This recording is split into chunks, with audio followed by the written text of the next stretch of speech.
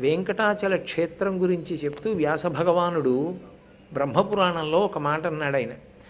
ఆయన అన్నాడు, స్వామి పుష్కరిణీ స్నానం, శ్రీనివాసస్య దర్శనం, సహస్రనామ పఠనం. ఈ మూడు ఒక్కరోజు చెయ్యడం అంత తేలికైన విషయం కాదు. అది విశేషమైనటువంటి తపస్సు. అనగా పూర్వపుణ్యము కొంత జీవుని యొక్క ఖాతాలో ఉన్నవారు తప్ప దాన్ని సాధించుకోలేరు. అది అంత తేలికైన విషయం కాదు అని.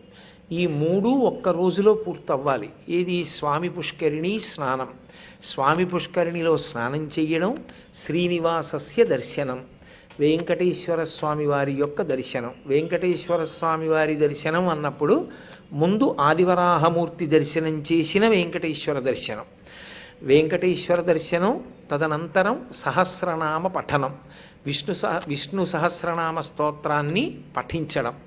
ఈ మూడు ఒక్కరోజు ఎవరు చేస్తాడో వాడు భగవంతుని యొక్క పరిపూర్ణమైనటువంటి అనుగ్రహానికి నోచుకున్నవాడు అని లెక్కలోకి తీసుకోవచ్చు.